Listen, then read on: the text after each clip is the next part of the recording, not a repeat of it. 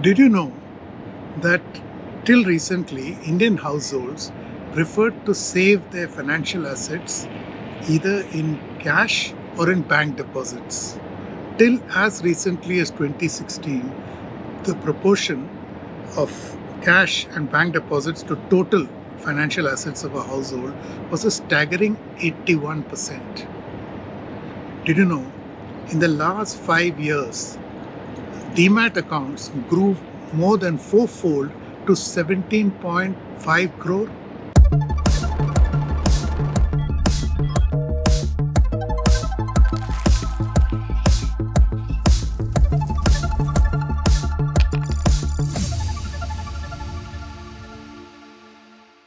Hello and welcome to another edition of Capital Calculus. I am your host, Anil Padmanabhan.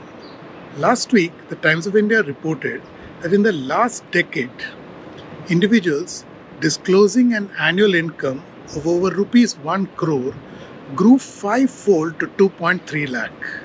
The thing is that this is not happening in isolation. It is part of a larger trend of wealth creation, which in turn is part of another trend, the creation of a nation of investors.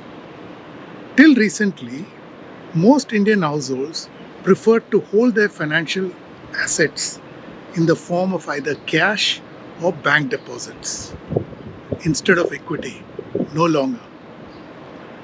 To understand this profound makeover, I spoke to Srinivas Jain. He is Executive Director and Head of Strategy at SBI Fund Management and a previous guest. But before that, let's break for a brief explainer explaining this makeover from a nation of savers to a nation of investors. Managing one's finances has always been a tricky business, especially in a country like India, where the culture enforces the idea of risk-free savings and guaranteed returns. However, in recent years, India has seen a significant shift in investment behavior, transitioning from a traditionally risk-averse mindset to having a more risk-friendly approach.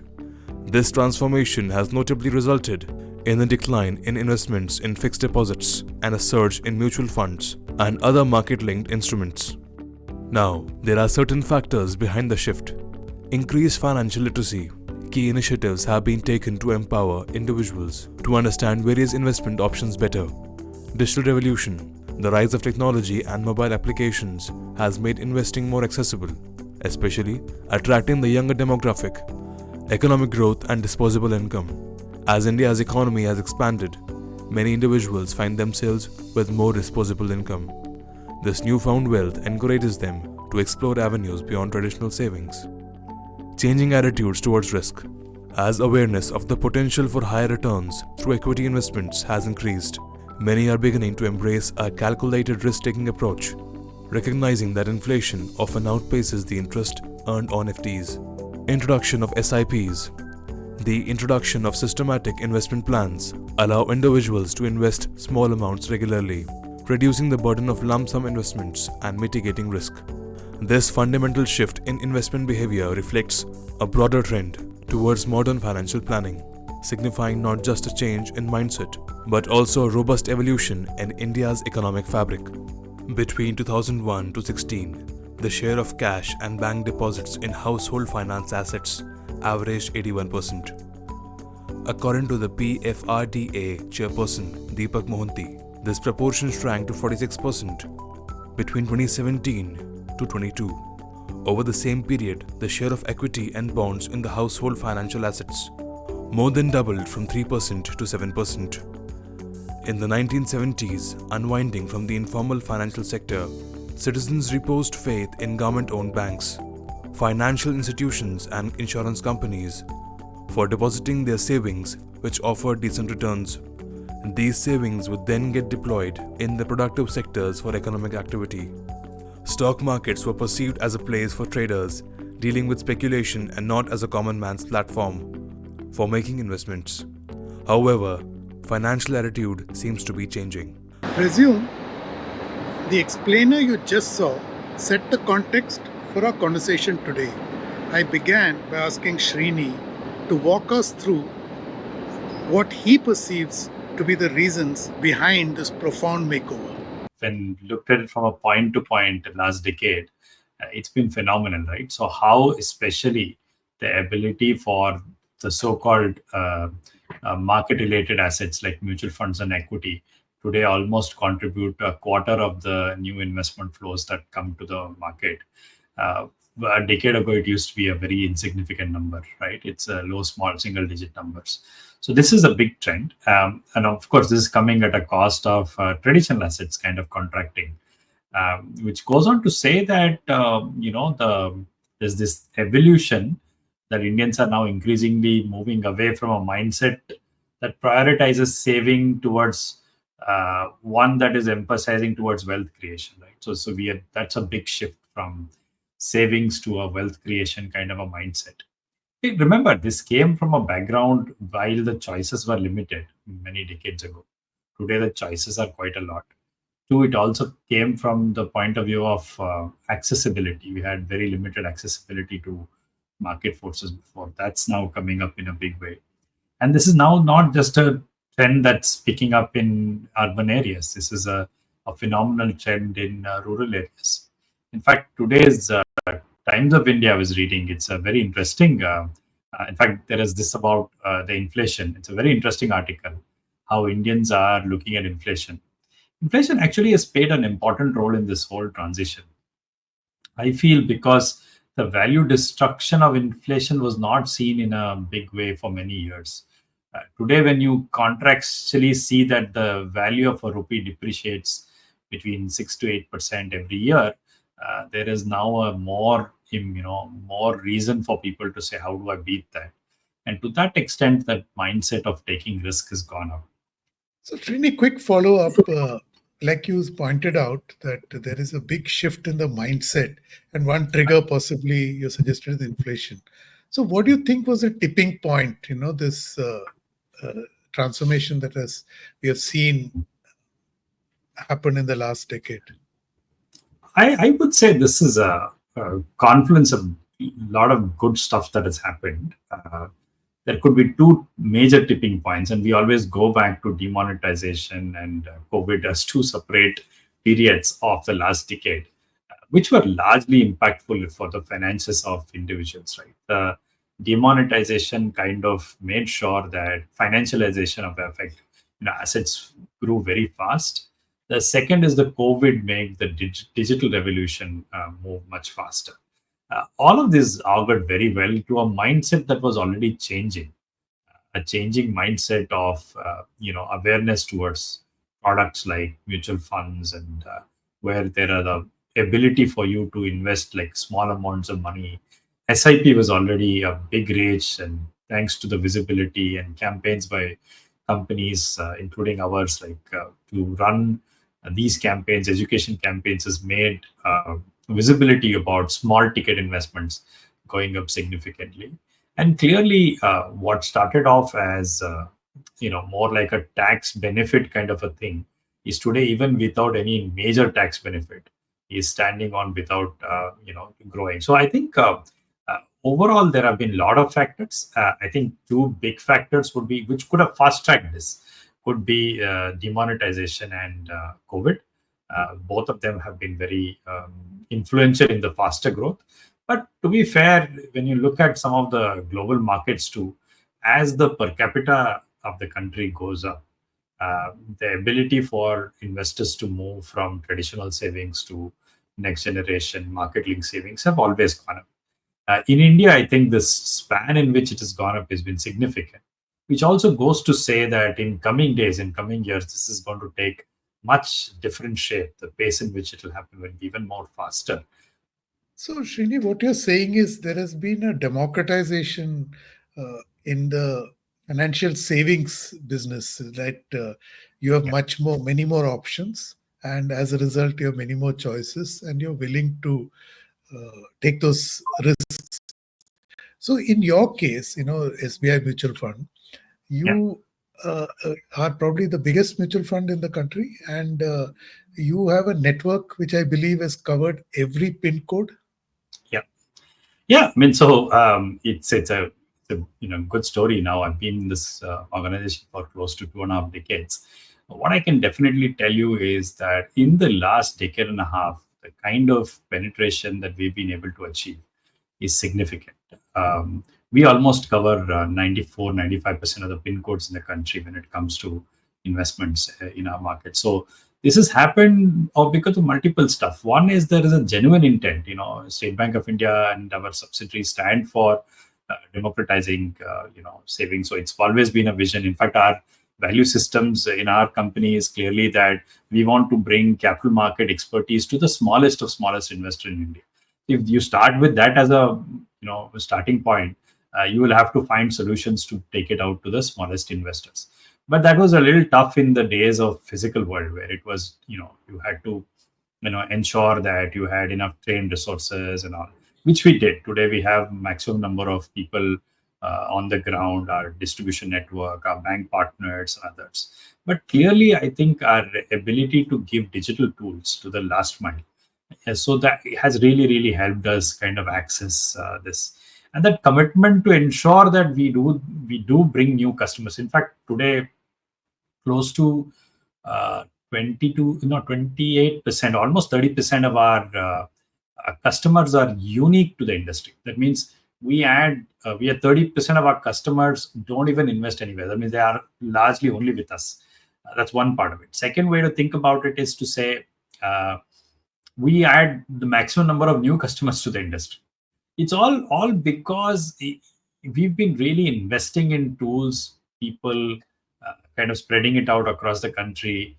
We were early, of course. Now other asset managers are also doing it, and that benefit in the initial days was very low, because the average ticket size is still very small in category 2 and category 3 cities, and it took a while for that penetration to go up. Initial investments have been heavy.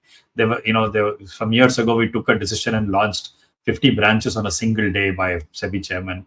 There are some very big initiatives that we took, which has made us kind of penetrate well.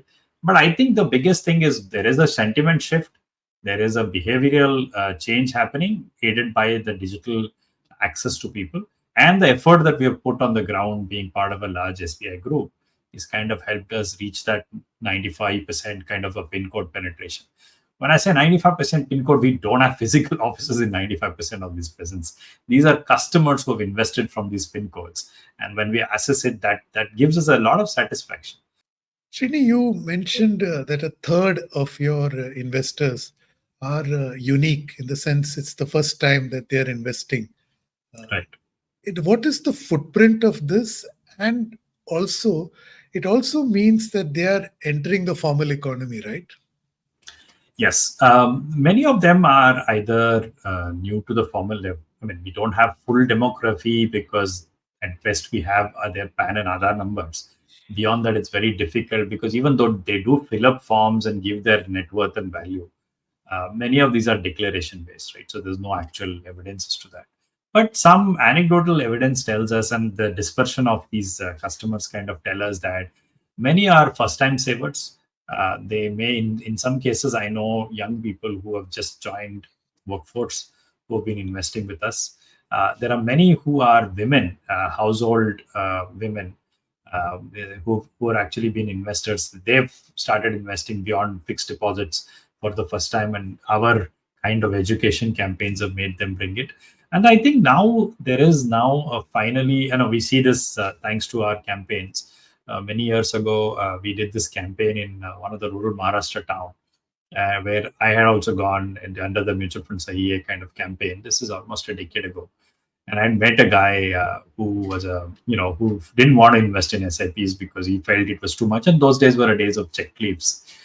But somehow I managed to convince that person in our talk, nahi, aapko checkbook lena bank se, or check dena hai, or SIP karna hai. And I had an opportunity to talk to that customer about, I think, 6 months ago. And then he was now doing some 6 or 7 SIPs with us, including his whole family members, and all done digitally through mandates that they've set up. And he also goes on to say how that is now an addiction for them. Every time there is a saving, they want to push this through.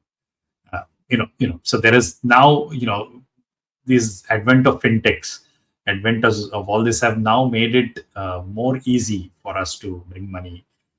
One of the things that we do very well is tell people to invest for a need rather than just invest.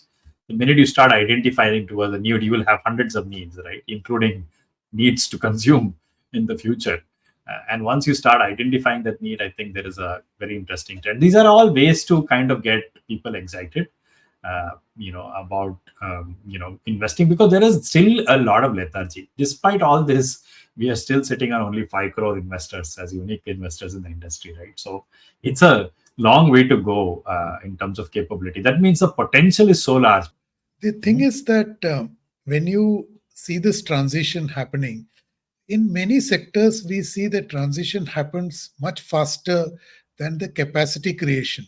So we have seen it in skilled manpower. There's a massive shortage. So, you see this in every sector. So are we seeing the similar trend when this savings to investment transition is happening, which is resulting in a vacuum and which gives an opportunity for like F&O, fly-by-night operators, crypto traders to step in and exploit? Are you worried about that? I'm very much worried about that. I've also been talking about it. I think not just me, the regulators and everybody is worried about it. I think there is a skill gap. I would say more than skill gap. There is there is a need to get a customer more educated about some of the ills of the issues. Now, we very quickly created a big market with very few hand-holding capabilities. Now, this hand-holding capabilities needs to expand. For example, despite so many years of mutual funds being there, we still have only about 100,000 odd IFAs, or I would say individual ARN holders. That's not a big number compared to millions of customers that we are today servicing. So that needs to go up, and they're doing a lot of effort at AMFI, including SBI mutual funds, to increase that base, right? The second thing clearly is while we educate people about equities and equity investments, the potential to get carried away with some of the very quick fix or quick wins that people see in F&O and other kind of trade is very high. So that education of getting people, despite all that savvy data, and we've been discussing it, I think in some of our previous discussions also, we've talked about how people are losing money. But there is a tendency for customers to think that this time I'll make it, this time I'll win it. So this whole casino mindset is always there. There is also a lot of misinformation that goes on. People then posting their portfolio returns, which half of them are not even correct or wrong, saying I made so much of money. And I see this a lot on Twitter and others saying. In fact, I recently saw somebody posting a mutual fund statement saying I made so much of money in the last 6 months, which really got me thinking, saying, are we even doing it right? But mutual funds are never meant for 6 months. And if he's saying I chose the best mutual funds for the last 6 months and I made a lot of money, that's a wrong approach to investing. And we need to educate people towards that. So, Srini, this basic subtext of what you just said is that there is no shortcut to bump up your earnings. And that's the big lesson our new investors need to learn, right? Yeah, I mean, you just can't be. I mean, this Virat Kohli's and of the worlds have taken years to build their capability.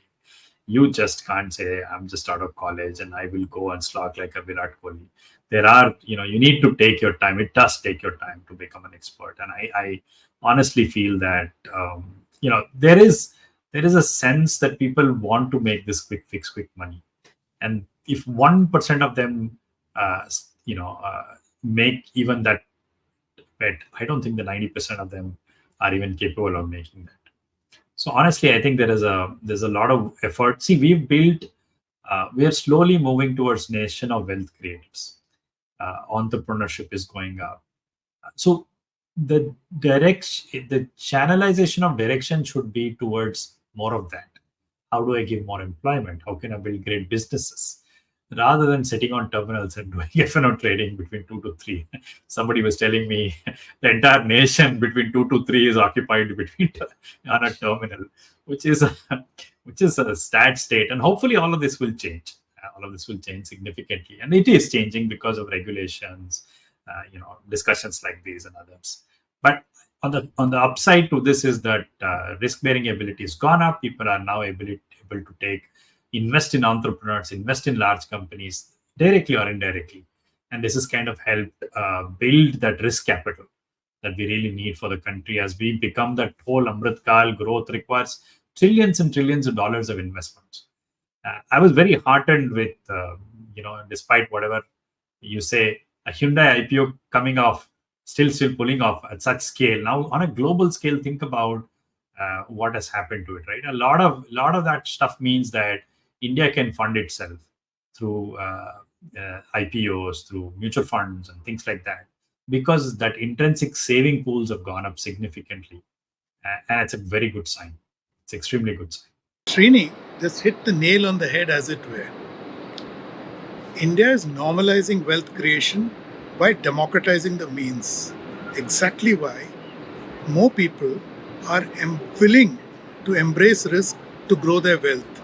Also, the reason why India is transforming from a nation of savers to investors.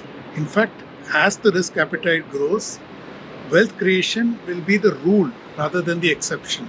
As they say, Desh badal raha hai. Thank you for watching. Don't forget to subscribe to StratNews Global on YouTube. Hit the bell icon so that you don't miss any updates. And please do share your thoughts, ideas and suggestions with us. I'm available on Twitter at Capital Calculus. I'll be back next week with another episode. Till then, stay safe.